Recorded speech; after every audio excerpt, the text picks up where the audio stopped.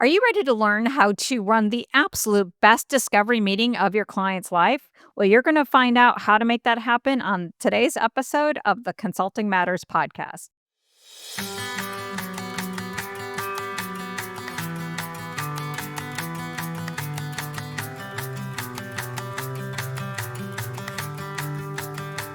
And welcome to the Consulting Matters podcast. This is the show for consultants and coaches who are ready to own the power of what they do and position themselves for the clients and the impact and income they're ready for. I'm your host, Betsy Jordan, and I am a business mentor and a brand positioning and messaging strategist.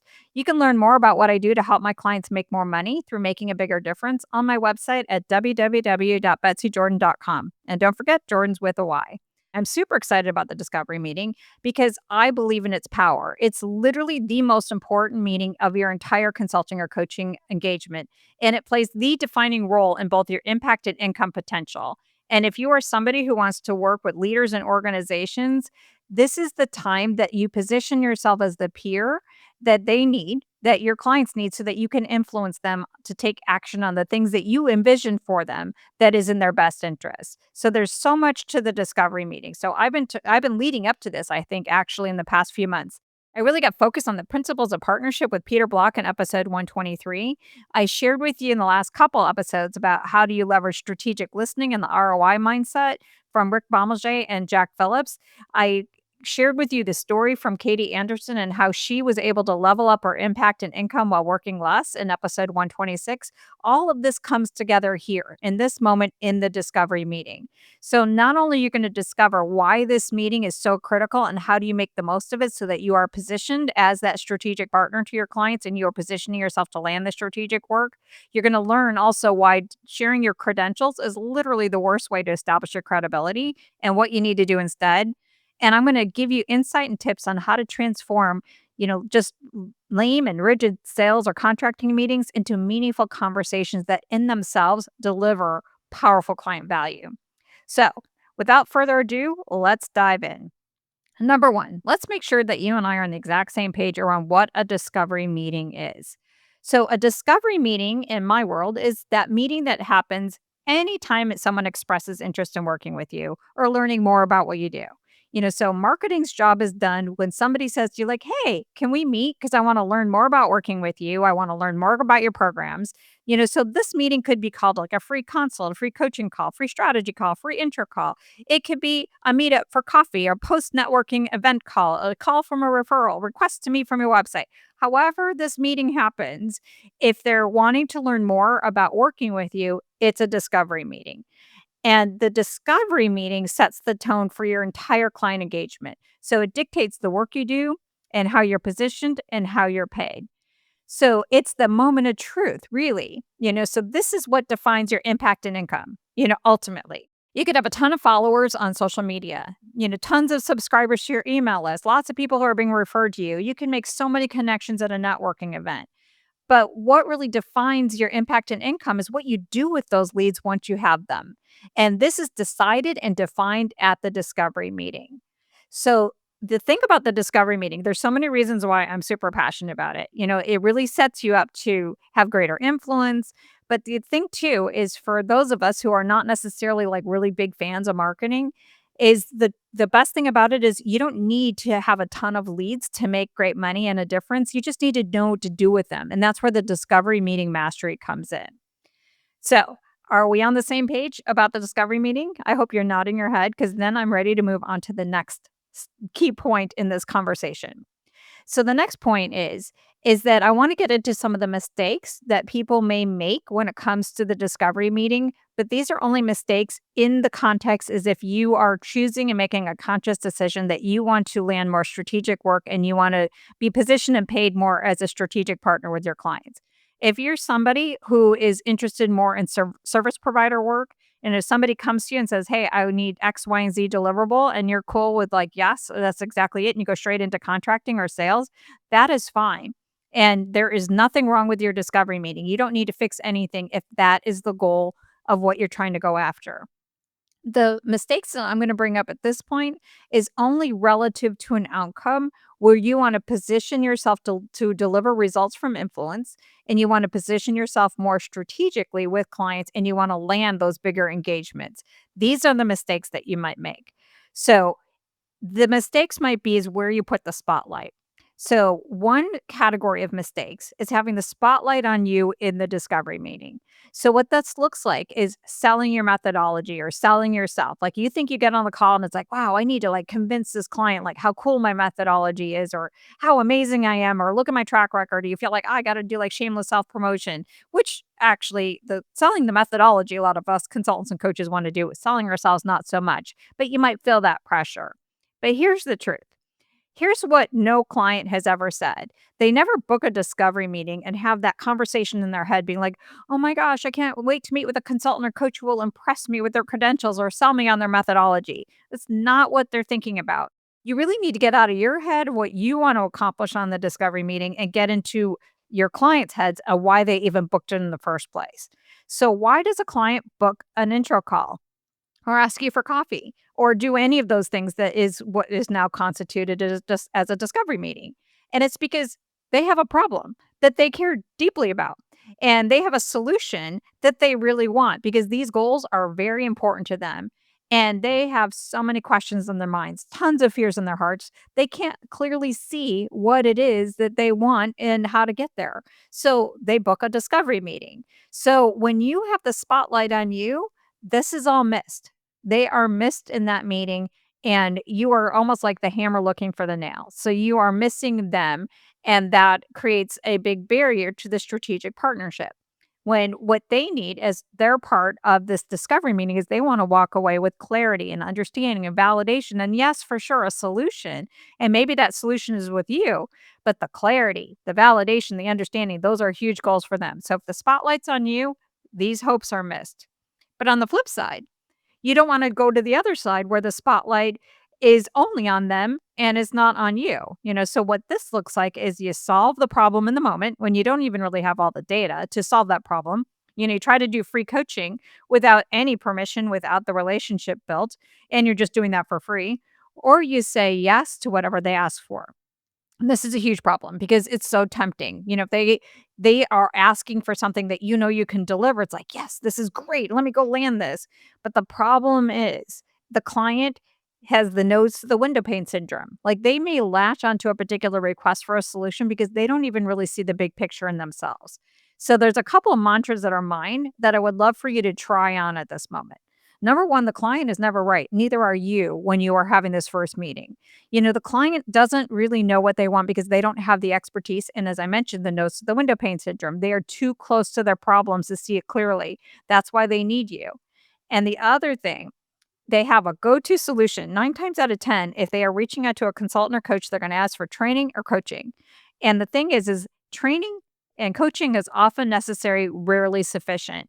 And so if you just say yes, the real solution is not on the table either.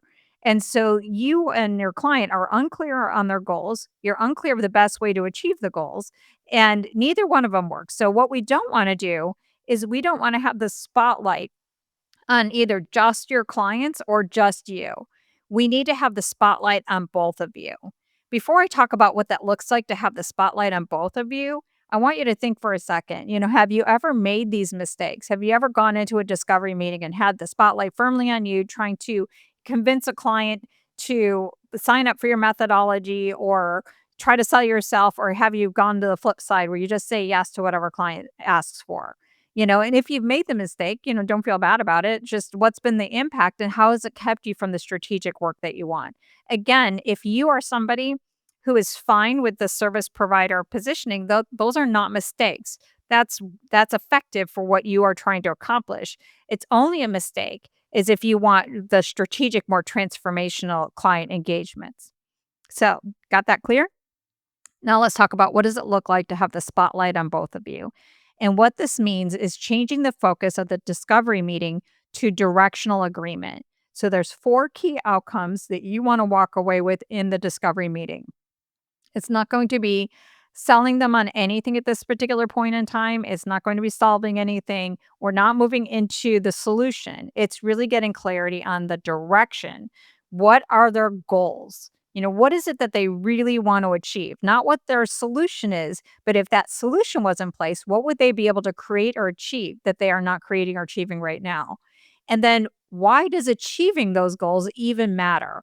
What's the difference? What's the bottom line? What are the tangible benefits? What are the intangible benefits? Why does this matter? But that's not enough. You need to also get clarity on what are the partnership needs? Like, why is it that they're even talking to you? What's the incremental value that working with you is to create?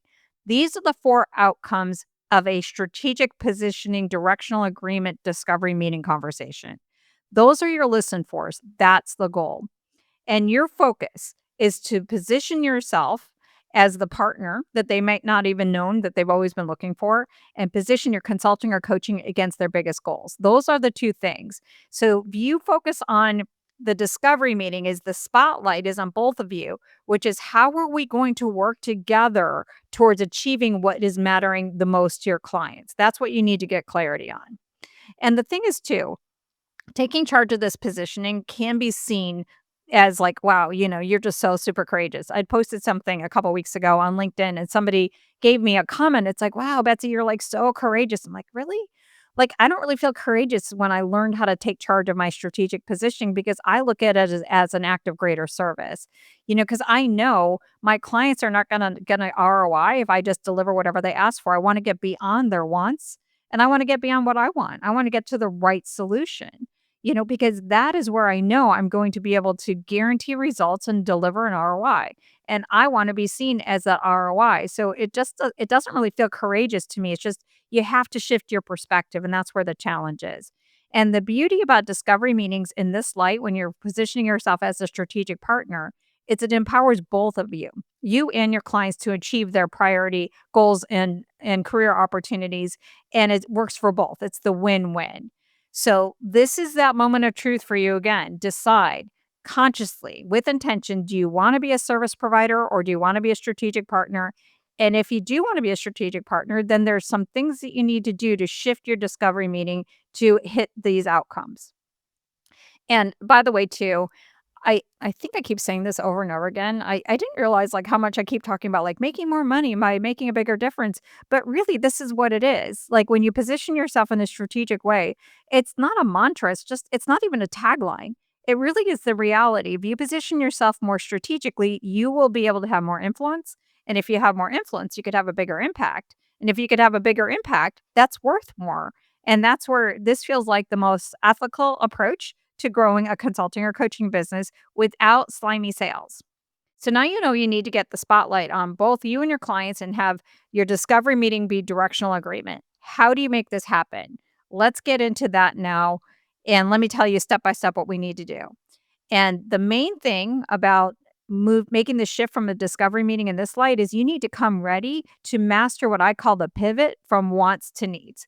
This is that key skill, and if you can do this, it will transform everything for you. So to help you out with this, I got a couple things for you. If you go to my website at betsydordan.com/discovery meeting script, I have a freebie for you it tells you exactly how to master this pivot that I'm about to talk about.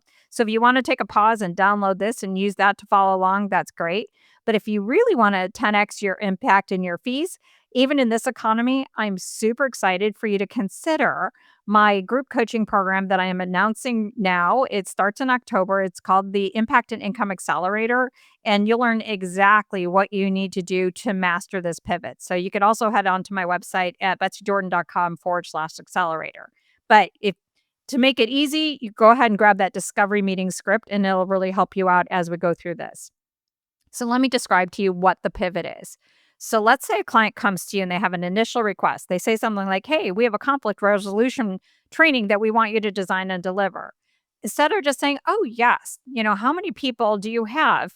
And where do you want it to be? And what are the learning outcomes? You get them to reframe that request as a business issue. So instead of talking about the conflict resolution training, you get them to articulate, we are struggling with production defects and failed lots that's causing us to lose money and potentially our big customers. And then you quantify that gap. That's where you figure out like why does achieving this goal, which is to turn around the struggling production defects and failed lots, is it you put the money against it. Reducing failed lots by 5% translates to a cost savings of 1 million in just this quarter. Well, now we're having a very different conversation. So we're having the conversation around what their real goals are, and it's a much more strategic conversation, a much meatier conversation, and a much more meaningful conversation. And before you say, like, yeah, but my clients don't really know, they do. You just have to ask enough questions. Just because a client doesn't readily express what they need doesn't mean that this isn't exactly what they ultimately really want. So the key skills here is is that you have to master the pivot. And it's not about the questions that you ask. It's really how you're listening and what you're listening for. So this is why it was so important that I had Rick Bommelje on the show to talk about strategic listening, and I had Jack Phillips to talk about ROI, because these two skills combined gives you the framing and empathy skills that you need to turn the conversation from whatever it is that they're asking for and getting into the right conversation about the business opportunities. So in the accelerator, I'm going to teach you all about my framing and empathy framework. This is my number one power skill that I think has created results in every aspect of my consulting career, my consulting business, and even in the brand messaging that I do now. I'll just explain it to you really quickly in a nutshell what it looks like. But it's basically about sorting and organizing information into categories and putting the strategic frame around it. And the best way to give you an illustration around what I mean by framing and empathy is sort of like when I was teaching my kids how to clean the rooms. Like everything seems like a big mess. You all have kids, you're nodding your head. You're like, I know exactly what you're talking about. But you need to like get into the room and you need to say, okay, books go over here, stuffed animals go over here, clothes go over here. And then you have the sub things in there. In the discovery meeting, what you're doing is you're helping the client, kind of like pull out all the information that's in the heads and put logical categories around it. So they might just be like, oh, we have all these problems with our customers and this and that. And you're like, okay, so I think what I'm hearing you say is this, and this, and this, and here's the frame. That creates so much value to your clients. You have no idea. I can tell you now, 30 years later, that this is why clients have worked with me all of these years. But the thing is about being able to frame for your client what's in their heads is it gives that immediate like, oh, they get me and I get what I'm thinking too. And it establishes your credibility like nothing else. This is where credibility comes from. This is how I win over executive teams. When I do stakeholder alignment, I do this with each one and then I find the through line between everybody. But in your discovery meeting, this is what buys you the permission to direct the conversation from the wants to the needs. So when they come to you and like, hey, we really need your help designing and delivering this training program. And we really wanted it to be something that is like super engaging and fun and all of that. You could say, yeah, okay. So what I heard you say is you want a workshop and you want it to be engaging and fun. Did I get that right? Is there more? And then you say, before we get into this, let's back up on let's talk about what's going on in the business. But the framing and empathy gives that client the receipt. They've been heard. Now they're willing to go with you. So what you're listening for in this moment is the needs behind the wants. And this is where the ROI mindset and methodology comes into play. So again, the clients are going to come to you. I have a training and coaching program that I want you to design and deliver. That's at the solution level. You need to be able to elevate your perspective around what this actually means. So you might say, wow, that's great. But before we get into the training, what behaviors and of who are you seeking to change? And what does that behavior change look like? So now you've validated them, but now you're starting to move the conversation from solution to behavior change. And then they might say, hey, we're looking to grow executive leadership skills of our high potentials, specifically around strategic thinking and leading an entire business versus just a business line. And then you say, great.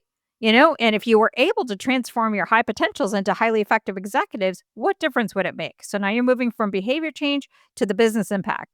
And then the client says, well, we're no longer growing our business organically. We need to focus on mergers and acquisitions, which requires us to have trained and available executive talent to run the new businesses.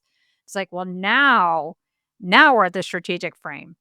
Then you say, wow, that's huge. What I'm hearing you say is you're looking to transition your company growth strategy from organic to M&A, and you're seeing that one of the things that you need to make this happen is to have trained executive talent on tap. Did I get that right? And they're like, oh my gosh, yes, that's exactly what it is. Ah, and now for you, you have moved a $10,000 request, which is that training and coaching program that they want you to design and deliver, to a $100,000 plus need where they say, I need a solution and a partner to help me accelerate the implementation of my strategy shift from organic to mergers and acquisitions that is worth millions. And if we're not successful, our business will stagnate and fail. Do you see the difference between the 2? Do you see how this creates a very different type of partnership and engagement and a much more lucrative situation for you, but also something that will actually literally deliver the ROI the client's looking for? So do you see the difference and see the power? The thing about the pivot, if you can make the pivot, you are changing the conversation and the relationship you are going to have with your client. So you are setting yourself up to offer more of a comprehensive and a custom solution that your client actually needs, and ones that you have confidence like, yeah, this was actually going to deliver the results and give the client an ROI. And you're also establishing yourself as a peer where you are creating the conditions for influence. And significantly, it also opens the options for your pricing to be more connected to value rather than time. And if you can't make that pivot, you're setting yourself up to be in more of a transactional relationship and pricing model. So without the pivots, your fees are connected to your deliverables and the time and the perceived value of your consulting or coaching hours. But with the pivot, your fees are connected not to your coaching hours or your consulting hours. They are connected to the behavior changes your clients want for themselves and the outcomes that those behavior changes will create, that they're putting trust in you will help them achieve, but they are investing in themselves via you. They're investing in their own behavior changes and their own business outcomes, which is a completely different mindset, and you are just the conduit. So let me give you another example. So you might be thinking like, well, I don't want to work with organizations. I work with individuals one-on-one. Great. Let's talk about it from that standpoint. So let's say someone comes to you like they might with my team. They might say like, hey, I want you to design and deliver a website for me. And then I could say, well, yeah, sure. How many pages? What does it look like? Or I can go from the wants to the needs. What is it that you really want? It's like, well, I want to have a business platform that consistently attracts and converts my ideal clients. Great. And what difference would it make? Well, right now I'm making 75,000, and I want to replace that salary with 150,000 in business revenue. So I need this website as a part of that goal. And then you ask, great, well, why does that matter? Well, it's like, well, I want to get control over my career, my time, my earning power, and I want a business and a life that I love. So instead of partnering for a website, I am a strategic partner to help you build a thriving consulting or coaching business that gives you control over your career time and earning power. And it is something that you love. And the website is one of many other things that I might offer as part of that solution. So even if you're talking about working with one on one, the pivot matters because it sets you up to create the real solutions that your clients really need. And the thing about doing this pivot is you don't win your clients over by what you know or your credentials. You win them over by showing that you get them, you care, and you know exactly how to help them. This is one of the things that I'll teach you in the accelerator, and this is something I work with my clients one-on-one as a business mentor, is I work on the power language or the convincing language that instills confidence, not necessarily just in you, but in your clients themselves. Like, oh, I believe I could do something. Or I would use words like this, like, I know exactly how to help you. I want to create a solution that absolutely will deliver a return. Like you have that confidence language. And when you have confidence in yourself that you could help them, that instills confidence in them. And the other thing too is when you're able to do this in the discovery meeting, they are convinced that they want to work with you long before they see a proposal. Like you doing this is a competitive differentiator because nobody else is, or very few people are doing that. And they get so much value out of just the discovery meeting that before you get even put your proposal in front of them, they're going to be like, oh, wow, this person creates value. So there's tons of value in this pivot in terms of even just shaping thinking about the value that you're going to create, but also like eliminating competition or making competition seem irrelevant. So where you might get stuck. So if you're convinced so far, like, oh wow, I do want to adopt this mindset. I really do want to execute this pivot. I want to talk to my clients about their real goals. What will hold you back? And it's basically this: money anxiety and imposter syndrome, where you want to push for the sale and prove yourself versus being present in the moment. So the typical fear is like, if I don't give a client what they asked for, I'm not going to land the work. And the reality is that that is not going to happen. If you go slow to go fast and you remember what's at stake for your clients and for you, and you make that pivot from that standpoint, you're going to make so much more. Like, let's say you just say yes to whatever client asks for and it's a $10,000 thing, but it's really a $100,000 value. You just walked away with $90,000 just sitting on the table, and you just missed out on helping your client really solve their problem. Using that example of the executive development, that was a specific example from a client that I had.